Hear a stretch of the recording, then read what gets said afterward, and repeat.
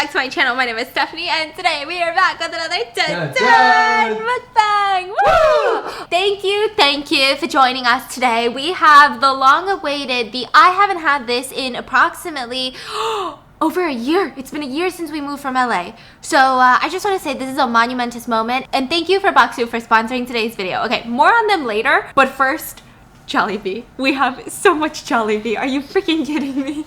They don't have like the shrimp noodles that I was looking for at this location. I don't know if there's only stuff that they only have in California because I couldn't even find my Aloha burger.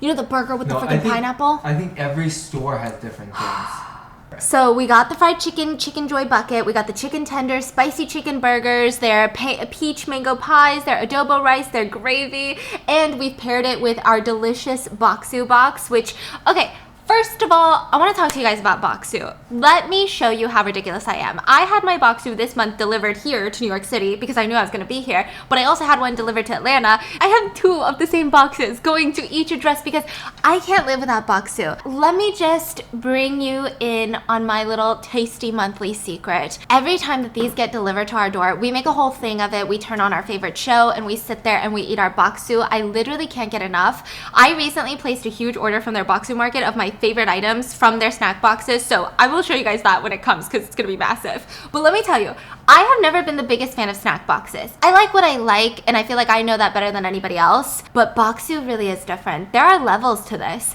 Baksu is insane because it's not just a Japanese snack box. They source rare snacks from all over Japan. They partner with family businesses and create these signature treats that you literally can't find anywhere else. So every single month you get a snack box, and the first one you get their Seasons to Japan. I love that one. I miss that one. I think about it. Okay, it's my babes. But then afterwards you get a new monthly themed box, and there has not been a single theme that I haven't loved in the past year and a half since LA. Oh my god, it's been like a year and a half since I've been getting Baksu every month. Each box comes packed with a booklet that teaches you about the unique flavors. We love making like monthly date nights out of this, so if you guys have like a foodie partner or a foodie best friend, or if you just really love snacks by yourself, this is like the perfect gift to you. I end up reordering from their market because it's that good. I take literally pictures of the ones that I love the most, the packaging, because I'm like, I gotta get a whole UPS box of this. So if you guys want to try some rare Japanese snacks with us and support Japanese family businesses and our channel, click the link in the description to use my code BIS to get $15 off your first Baksu order. That's code BIS to get $15 off your first Baksu order. And thank you, Baksu, for sponsoring today's video, and let's get into it. Okay, before I get into that, I need to make my raindrop cake because you guys know we've tried to make this raindrop cake 5 million times, and I didn't know you could just get it from Baksu like this because that would have saved me a lot of heartache. You do remember the trauma? Some trauma from this for sure. Wow, it's so jello-y. This is almost crazy that they can ship it like that. Okay. Go ahead, grab them. Oh my gosh. Beauty. Wow. Look at that. Did you see that jiggle? Yeah, they're very jiggly. Now we get our little powders. Comes with 2, but I might just use 1. And then it comes with the little syrups that you squeeze on top. The most jiggly thing I've ever seen. Hey, that's not true. Yeah, wow, I wish my butt looked like that. That's kind of doing something for me. You gotta use a spoon, babe. Okay, you're right. Look at this. Sir, at the end of the day, you are a guy. Oh, shut up. That is so good. Here. I didn't know it was supposed to taste like that. Wow.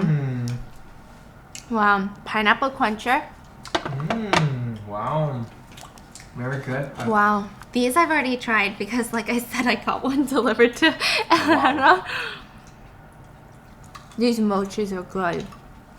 I don't know what's in it. It's stretchy. Let's go in with a chicken drumstick and some, wow, gravy. We ordered a whole pack for our concierge. They freaking loved it. The smell was so good. Oh my god.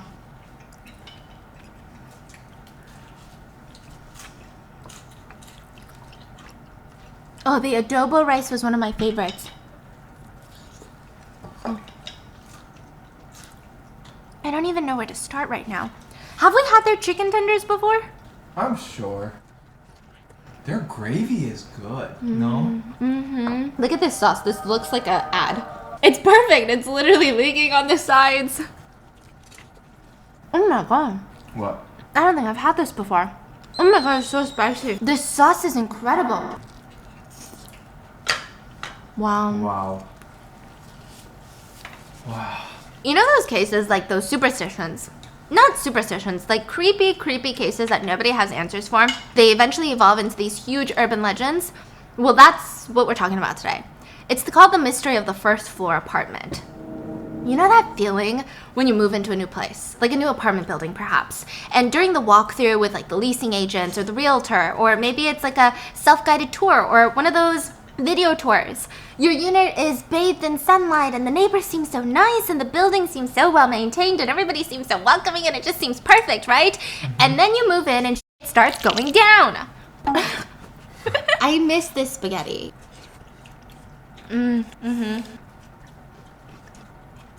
Wow, okay. So then you start moving in and starts going down. Well, that's how everyone in this very spooky residential building in China felt.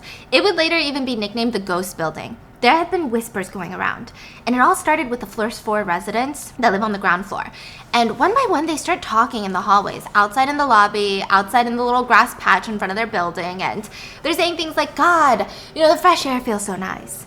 Been having such a hard time sleeping these days. Wait, what? Stop, I've been having such a hard time sleeping recently. And so has the lady in 107. She said she can hardly stay awake throughout the night. Stay awake? Oh, she can hardly stay asleep throughout the night. That's weird, but it's not like, do you guys hear a noise or anything from upstairs? There's no construction. You know, it's gonna sound paranoid. My husband thinks I'm stupid for thinking this way, but our dog has been acting weird. He keeps barking at the hallway outside our door, just all day, all night long. I can't get him to stop. He's just standing at the door barking. And in that moment, another neighbor stops, dead in their tracks, while walking into the building. And they said, what did you just say? Wait, I don't live on this floor. I live on the second floor, but we've been talking about it. All our dogs that pass through the front door, whenever they walk through this very specific area right there in the hallway, they start barking nonstop. They refuse to step forward. We've been having to drag our dogs past this area. Like they do that thing where they go on their hind legs and they force you not to keep going. They keep freezing. It's weird. I mean, it feels like they see something we don't see. The more that we pull at our dogs, the more aggressively they start barking, and it gets so freaky that everyone on the second floor has stopped bringing our dogs this way, and we're scared to even walk up to our apartment floor. So it all started with the no sleep, then with the dogs, but it would get weirder. One of the tenants in the building, let's call her Auntie W, she is the type of neighbor that really cares about everything going on in the building. To put it nicely. You know which one I'm talking about? You know the one that's like, don't leave your door open a crack, because she will stick her head in and be like, what you cooking?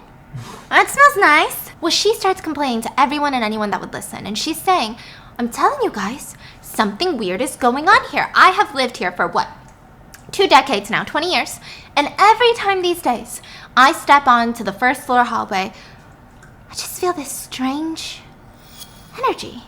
It gets so hot. Feels like I'm in an oven. I can't stand there for more than a few seconds. I start sweating. So everyone's on edge with the no sleep, the dogs, and now Auntie W is, maybe she's going through menopause, but maybe she's not. So they try to reassure themselves, but she keeps going. I don't know, I'm just saying, I'm so scared of natural disasters, and it's weird. When you put your hands up against the hallway walls, they're cold. But when you stand in the middle of that hallway, it's almost like there's steam around you. It gets hot, and I don't understand. There's no reason for it.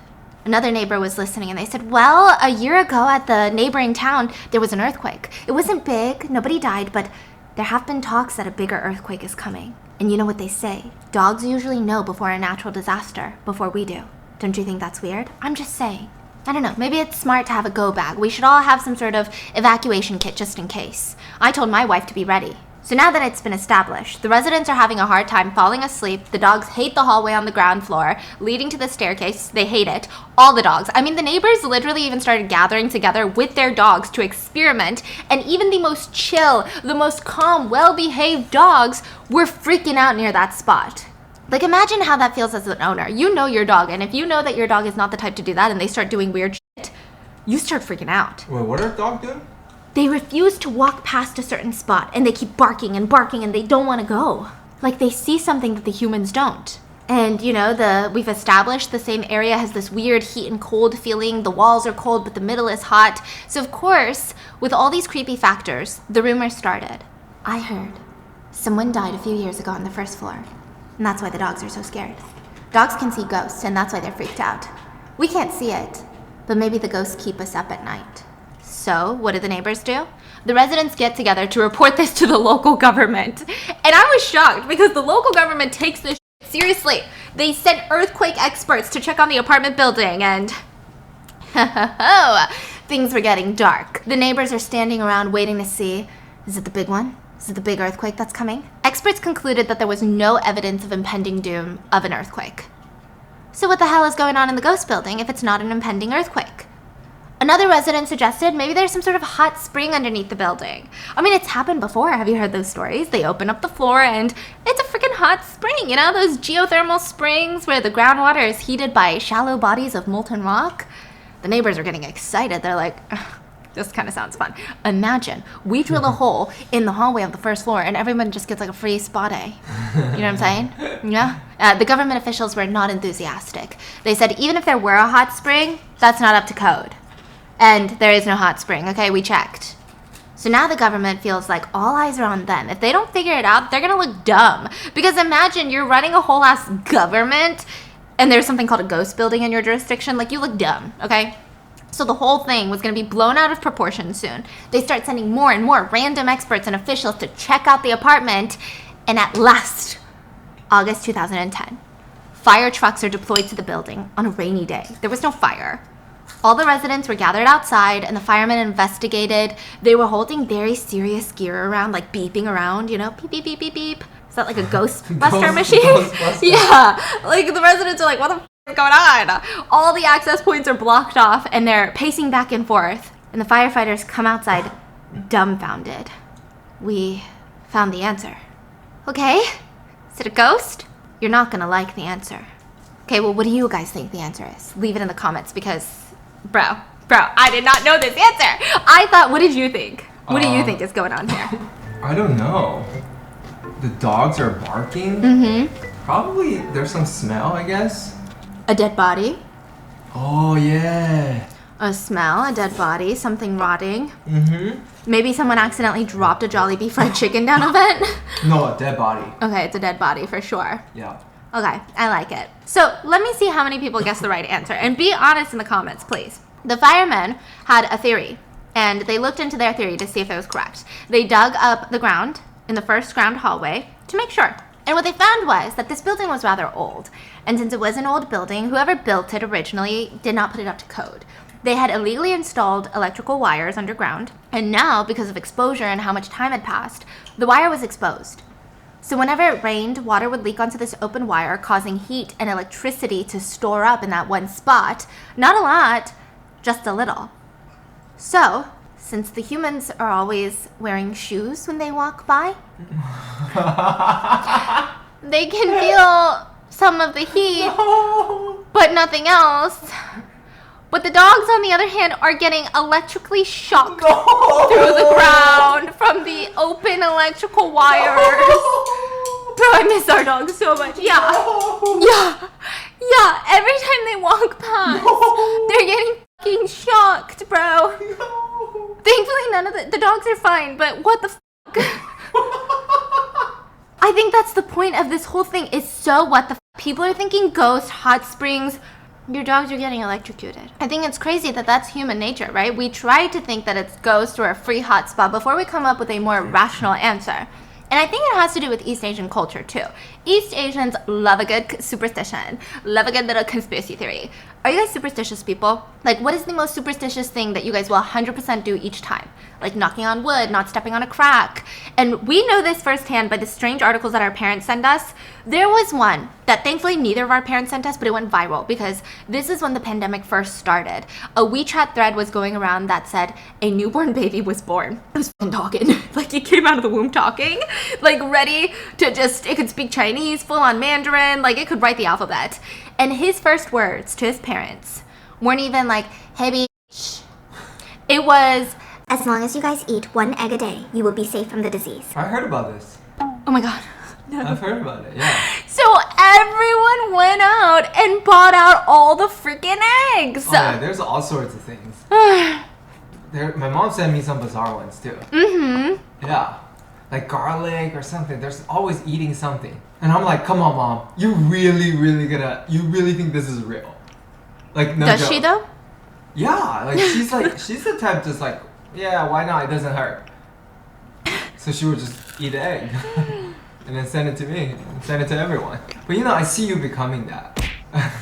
Oh my god, knocking on wood non-stop. It always starts like that. I just knock on wood, that's all. Are you sure? Mm-hmm. Like I can't even say the word death in my house. Mm-hmm. Like my mom will hit me on the head if I mention death. No, it's fine. Die. I'm just kidding. I can't sigh. Why? Like in Chinese, if you sigh, that means you're like breath. You're taking the last breath, I think. Really bad energy. Really? I'm a big sigher. But like it does bother me when you shake your legs, not because of the superstition, but like you shake it with such vigor that I feel like the floor will be shaking, and I'm like, especially if we're working on the same table, it's like rubbing on the table, and I'm like, I feel like my head is. Okay. Now, everyone ran out buying out the stock of eggs, boiling them to eat it.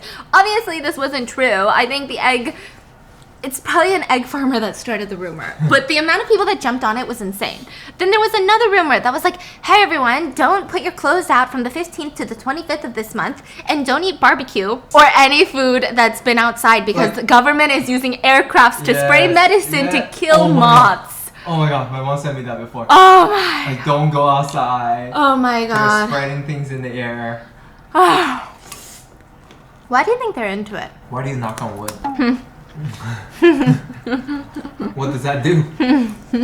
It's like peace of mind. It's such a small thing. Oh my god, that's how it starts. Oh my god, that's how it starts. My mom hates it when I cut my nails at night. She thinks I'm calling on bad luck. Snakes come to get me, she said. All of these things. Now, there's no science behind it, but apparently a bunch of producers thought the same thing. They saw a lot of older Chinese generations were getting swept up in these random ass superstitions, sending it to their Gen Z kids, and they thought, why don't we come up with a show and like debunk this shit? Debunk these random ass claims of the ghost building. It's not a ghost building. There's a scientific reason behind it. The dogs are getting electrocuted, right? So that's why they created a show called Approaching Science. And it was a massive hit to the point where it was on for like 20 years. It had like 20 plus seasons. I mean, insanity. I know that show. Really? Did you like it growing up? You like weird shows like this. You like sciencey shows. It's one of the most famous shows, babe. Yeah, I'm assuming your parents didn't watch it. They're gonna kill me, huh? Each case spans across like 2 episodes. And they have a whole variety of experts come in for each specific episode and case, and they always leave you with the real answer of why something happened, like the dogs being electrocuted. So these are my favorite solved mysteries that I can't stop thinking about, and you have to try and come up with your best answer before I actually reveal what happened, because that's how I watched it and it was so fun. But also, some of these are kind of creepy and what the fuck at the same time.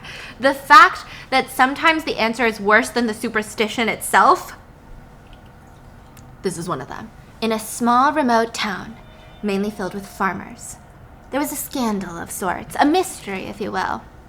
June 5th, 2010 was a particularly hot day. I mean, middle of June, no clouds to block out the sun. The farmers are out in their field just going at it. Around 8 a.m., one of the farmers, Mrs. Y, she's busy when she hears this loud boom over her head. And she looks up and she sees this white shining ball of light falling from the sky and lands in a nearby grove. She's like, okay, that's creepy. What the hell was that? That doesn't happen. But maybe her eyes were playing tricks on her. She was staring at the field for so long. Besides, she had to go back to work. Farming won't do itself. So she lowers her head, goes back to work. She's getting swept up in the motions, and then boom, another explosion. And now she feels vulnerable. I mean, that sounded like someone's dropping bombs on the field or something. And she's standing in the middle of an open field. She's like a little target. But others are targets too, all the other villagers. So she ran around door to door. Villagers, gather, like, get all the neighbors. We need to go meet in the field. Everyone, grab your husband, grab your wife, grab your children, and your favorite fucking cow. We gotta go. Village meeting. She sits him down, explains what happened. And, you know, all of them are like, listen, either you're crazy, and that's fine, or we can just go to the grove where this light ball landed and see what's really going on. They walk out to the grove. And sure enough, there was something. It wasn't a bomb or anything. It was more like a few giant ice cubes that fell from the sky in the middle of summer. Okay, it was more like ice blocks. It's not like an ice cube like you would find in a fridge, or even like the big ice blocks you would find at one of those, I don't know, like those fancy parties where they have the ice sculptures. It wasn't like that. I remember this one. Comment below. What do you think But it is? still, in the middle of summer, out of the sky, that's not normal. The ice cubes don't even look like regular ice. They look like pale blue ice, like from a different dimension. Maybe 110 pounds each. It's a lot of ice. So big string chunks of ice falling from the sky, and it made a dent in the ground. All of the villagers are standing around shocked, and they know what to do. There's only one way to figure out if it's ice. Fuck it. They stood up, and some of them bent down and stuck their mouths on it. Oh my god, it's ice! It even tastes kind of sweet. Then another villager came up and stuck its mouth on the ice. And they're like, what? No, it's not sweet. It kind of tastes earthy, like soil or something, like herbal medicine. So what are they gonna do? Well, it's already settled, you know? According to Chinese superstition, if something falls from the sky, it's either it's either advice or warnings from the heavens to the villagers. So the villagers took this very seriously, and they were thinking, warning? Advice? Like, ice? Like, come on! And one of the oldest men in the crowd, who was regarded as the most wise man in the whole village, he always knew about all these superstitions. And they're looking at him, and he's like, okay, here's what we do. This is the water of rootlessness. If you lick it every day, it can cure disease and prolong your life. That is my advice. And in front of everyone, he takes a piece of the ice home. Okay? Freezes it. Every day he takes it out, licks it a bit. Everybody's like, okay, well, we got to do the same thing. They grab their own chunks of ice and they disperse it amongst the villagers to eat every single day. And the ice did look cool, by the way, and it looked like rock crystals or something. It didn't look like ice that you get from, your Burger King or even from your freezer. Now, fast forward to the approaching science show, hearing about this, and they're intrigued, They know scientifically it doesn't make sense because heavens don't drop ice down onto random villages, or at least not in their humble opinion. So they approached the village and asked if they could study the ice. So what do you think really happened? Okay, first, we gotta rule out that this wasn't some sort of natural weather incident. Icy hail in the middle of summer? Not entirely impossible, but experts from the Meteorological Bureau confirmed that the ice did not fall from the sky. So maybe it's some sort of meteorite ice, The ice that's on a comet. Space. Yeah, and then it falls into Earth's atmosphere, and it's usually a lot bigger. But as it's burning into Earth's atmosphere, most of the ice gets burnt off. So they take samples of the ice, they send it to Beijing. Beijing's excited, they're testing that. And they're like, God! What did you think it was? I thought it was that or something. It's like from the universe. Yeah, like a comet. That makes the most sense. So it's not ice from the universe. So now it's getting weird. And even the show was pretty certain that it was either of those two things, which it wasn't. So now they're like, okay, what? We gotta keep having these meetings and thinking because this whole episode depends on it. So one of the producers remembers this old random book that they had read, which leave your answer in the comment right now before I go. The book was an autobiography about this guy who used to work in an airport when he was young. And his first job ever was to clean the toilets and poop off planes. Because, people do just be in the sky, and that's kind of a wild concept when you really think about it. And he originally was really grossed out by the idea, and he was like, it's gonna be disgusting because the smells are gonna be smelling. And then he realized when he walked into the shit room that the shit from planes, at least the ones that he worked on, were sealed in ice cubes by vacuums and then coated with chemicals, so there was no smell, and it was almost like this light blue color, but it was shit. And it was like a mixture of toilet water, ice, chemicals, and shit. And there was no smell, in fact. He said, in fact, it smelled really clean. So the producer randomly remembers this and is like, oh my god, it fell from the sky. What if it was frozen poop that fell from the plane onto the field? So they rushed to test the ice cube for it, and turns out the blue ice was from the toilet of an airplane. And normally they don't just drop shit while flying because, I don't know, that would be really hazardous and biohazardous. But this airplane had a few screws loose on the sewage tank, and some poop ice fell from the airplane to the ground. They're like, a sign from God. So it wasn't a sign from heaven. It was a shit from like a Delta flight. And I just can't imagine how the villagers felt when they realized that every single day they had been treating airplane shit like it was a special herbal medicine and licking it. They were eating it every single day like it was a supplement, like it was a vitamin.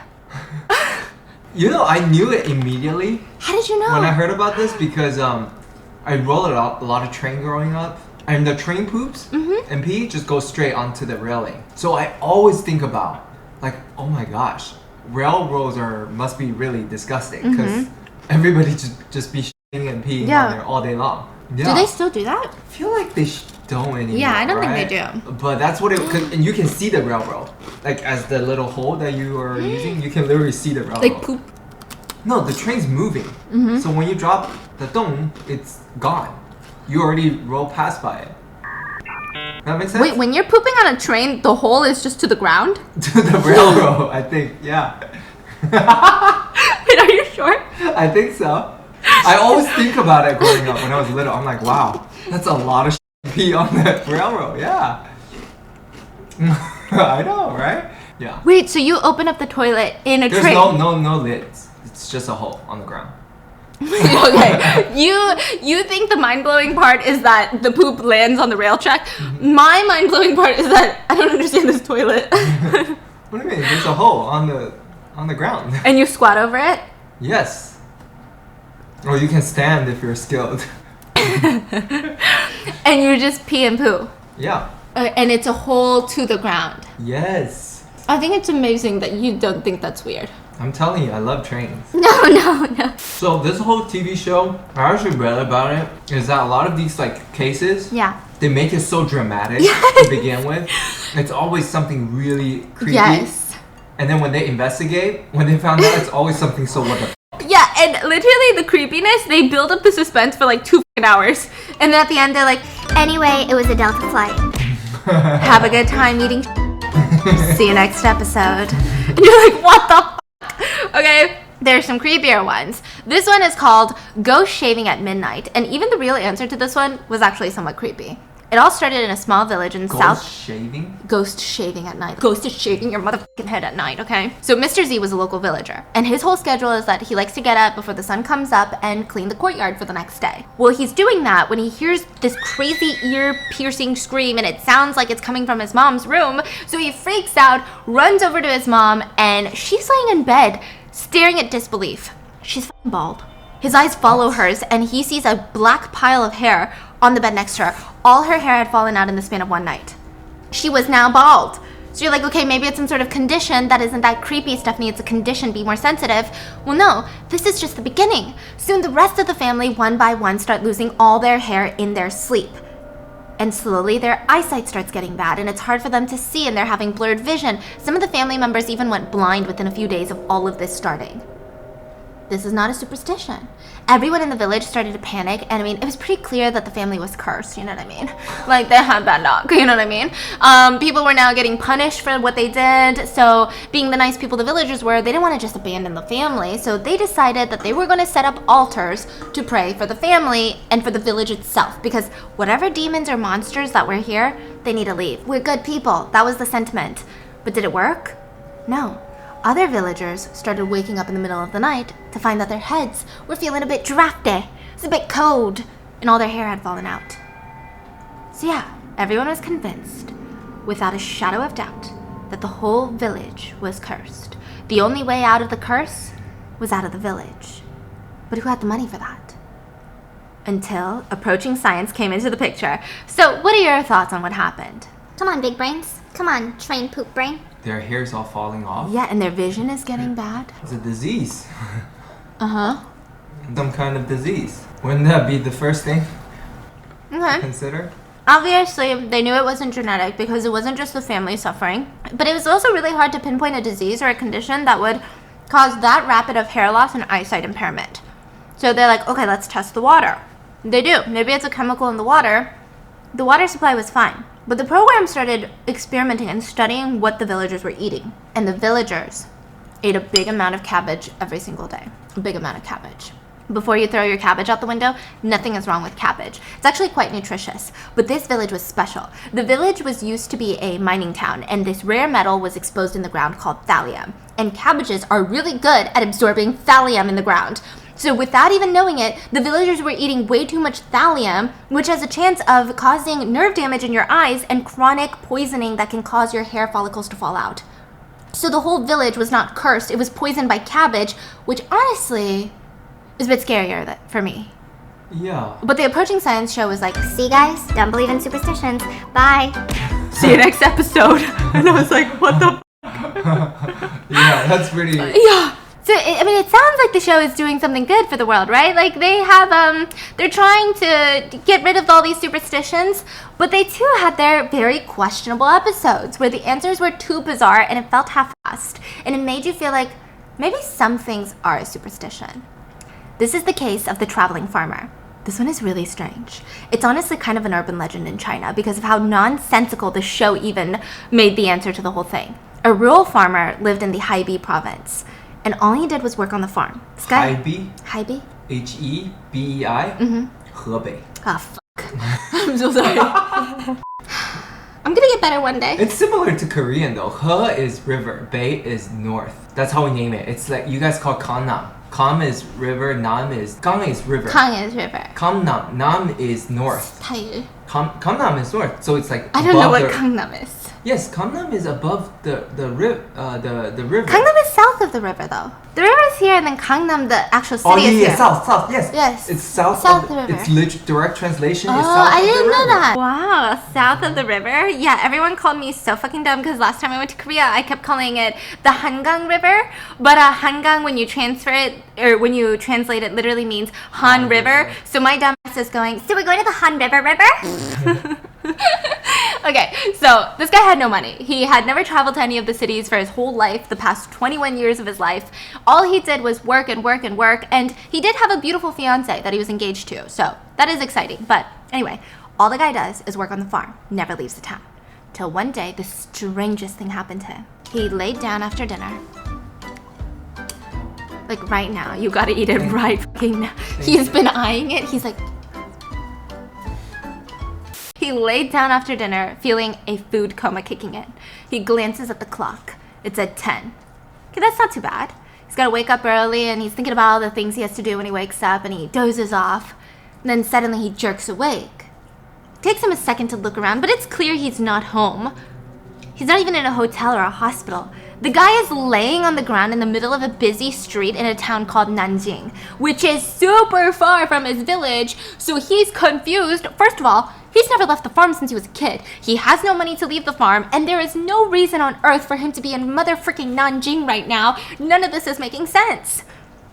Then out of nowhere, he said 2 people came up to him in police uniforms, 2 young men, and for some reason, the farmer, let's call him Hank just knew that these 2 guys had brought him here. He knew it. He felt it. 2 police? Yeah. They carried him from his village to Nanjing. Now, let me tell you why that's crazy. Because the distance between his village and Nanjing is the distance from North Carolina to New York City. So yeah, nobody is carrying Hank that far. Hank checked the time, and it was still that night. It's not like they had carried him in the span of 2 weeks. It was like that day. But he was too scared to say anything. The 2 men in the uniform handed him a ticket to Shanghai and told him, here, you need to go to the rescue station, and they're going to bring you back to the village. So he's terrified. He gets on the train, and when he gets off in Shanghai, the same uniformed officers are there waiting for him. It didn't make sense because Hang was on the next train out. There were no trains before him. He saw the uniformed officers stay in Nanjing. How on earth did they get to Shanghai before he did? So regardless, Hank's family is called to Shanghai to pick him up. And now you're thinking what I'm thinking, that this is all a made-up story by a man with his vices. Maybe he's cheating on his fiancée. Maybe he went to Shanghai to gamble, you know? All of these things. But this is where it gets weird. Let's say that is the case, which it isn't. It just still doesn't make sense. In order for him to get to Nanjing from the village, he would have to get there by train. There's no direct train from the village to Nanjing, meaning that he would have to get on a bus to another town, then take the train to Nanjing, and if he did that, he would have gotten to Nanjing in approximately 40 hours. But from the time that he was in the village with his family to being in Shanghai at the rescue station, only like 12 hours had passed. Okay, so what if he went to Shanghai and skipped Nanjing? Well, that didn't make sense either because you're like, Stephanie, what's faster than trains? Planes? Well, Hank didn't have any ID or money. The airlines would never have sold him a ticket without an ID. So it didn't make sense. So when Hank got back to the village, everyone started whispering about what actually happened. They thought that Hank was taken by messengers from the underworld and that he was haunted. They just wanted something from him. What would they want from him? We don't know. Maybe Hank is not the farmer that he says he is. This was so bad that his fiancée broke up with him because of the rumors. Like, these villagers took it seriously. So now Hank is beyond devastated, miserable, and then the shit hits the fan again. One night, he gets home from a village meeting around 10 p.m., falls asleep, wakes up in another freaking city, in Shanghai this time. His family wakes up in the morning frantically looking for him, and on the sign of their fence it said, and 2 names, So these two names were important because these are the two names that Hank said were the officers that took him. So they notice that he's gone and these two names are there and they're like, don't worry, he's fine. So then Hank gets saved from Shanghai and he says, I don't know, like they took me to a military base and it was the same guys in the uniforms again and I don't know what's going on. So now everyone is like, okay, Hank is getting weird. He felt panicked. He felt judged. When he got back to the village, everyone was pointing at him and staying away from him as if he had some like bad luck attached to him. Then 2 weeks later, it happens again, but this time it's crazy. This time he ends up in a completely different city and he's gone for 9 days. Allegedly, he went to 19 different provinces while he was gone. A total flight to go to all the cities that he claimed he had been to would have been a round trip from LA to New York City. But according to Hank's story, they were going 12 miles per minute, which is faster than a commercial airline. I mean, the whole story is confusing. Hank allegedly traveled for more than half of China. So he'd go to sleep and wake up in a new city? No, he said that he was flying on the backs of 2 uniformed officers and they were flying him from city to city. Oh, he was flying. Yeah. With 2 people. Yeah, on their backs. So Hank allegedly traveled more than half of China, and he said he was flying on the backs of the 2 uniformed men. But this is where it gets weird. Okay, so that part you're thinking what I'm thinking, which is exactly what the show was thinking, which is it's good to be mental illness, right? It's unfortunate, but it's good to be, and maybe there's not enough mental health care, awareness in these villages. But this is where it gets weird. He could even recount all the weather in each city and what he did. And although he was off about some of the details, like exactly which street, the theater that he went to, everything else was super accurate. Like the name, time, and description of the plays that he watched, it was so accurate. And I mean, even the weather, this was back in the day before there were TVs and smartphones where he could just look up another city's weather. So how did he know this so clearly? Yeah. This To is like cities those alien abduction type of story. How do you explain that? Exactly, to cities that he's never been to before, but he was able to describe it in really well depth. And again, this is before pictures of the internet and you could just look on TV. So when he gets back from this trip, everyone thought maybe Hank isn't being taken by the underworld. Maybe this guy is lying. But why would he lie? I mean, that was another question because it's just weird. He lost everything for it. He lost his village friends. He lost his fiance, his soulmate. Like, none of this made sense. So approaching science came into the picture and they tried everything. They tried hypnotizing him. That didn't work. They tried to give him a lie detector test and that didn't work. And, it just wasn't accurate. So they came up with composite sketches for the 2 uniformed men that allegedly took him. And what was the ending? Well, this is the part that people didn't really like. And myself, I didn't like.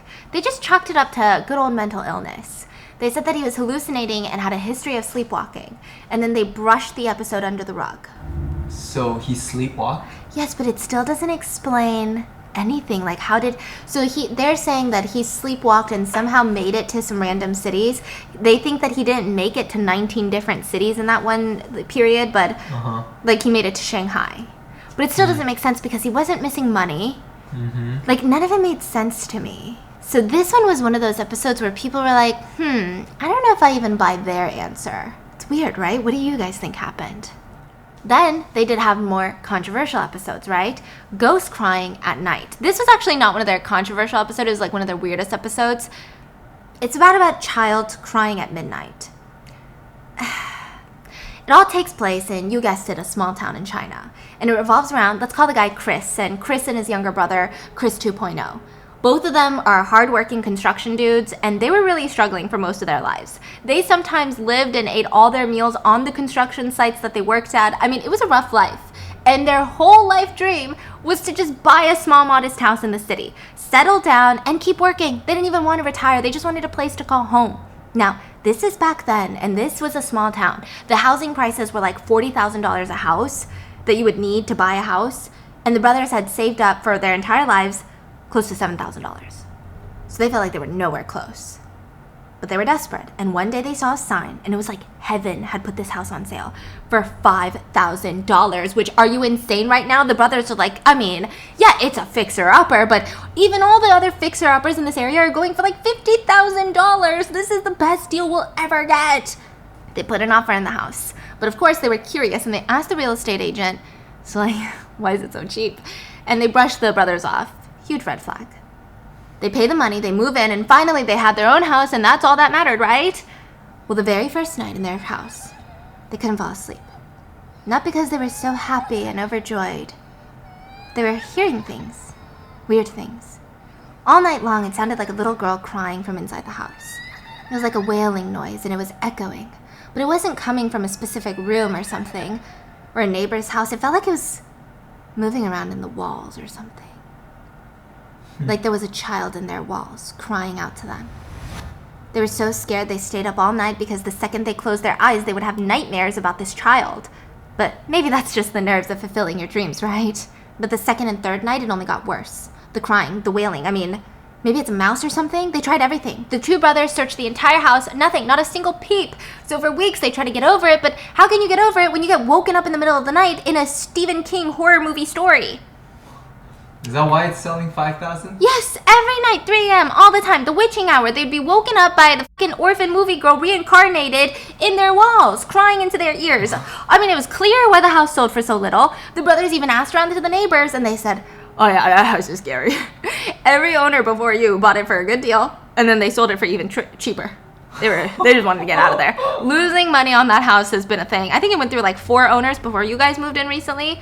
Yeah, we don't even like walking near that house. It's weird. The brothers had sunk their entire life savings into the ghost house, and they were screwed. Even the brothers' few friends didn't want to come visit because they were scared that whatever was going on in the house was going to cling to them and follow them home. So the more the brothers investigated, the more that they were freaked out. There were rumors that a lot of fishermen had died around the house, and it was like on I guess near a lake.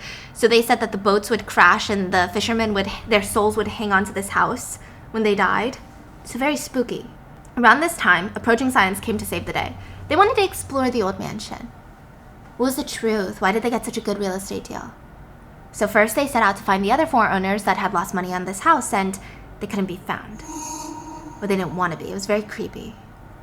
A few of the producers said they were actually creeped out by it. It was chilling. But you know, it's science. There's got to be a reason. Maybe the house is old. So they had foundation people come in, and the inspectors deemed the house was fine. There was no foundation problems. So then, okay, what do you think happened?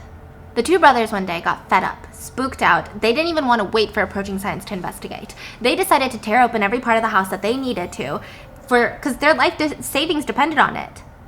And that's what they found. You know the septic tank? So the septic tank is typically under the house to hold water. When they opened the lid, they found something floating in the septic tank with a beard. Okay, a dead man? A catfish. I know this is going to be shocking, but apparently catfishes cry and moan alarmingly like small children.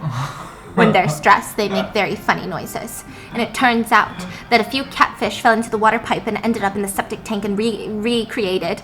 And the catfishes cry when they're stressed. So the crying noises were carried through the septic tank, through the pipes in the house, making it feel like it was coming from the walls, and it sounded like the sounds of little ghost children. It was motherfucking catfish. So they got catfished. They got catfished, yes.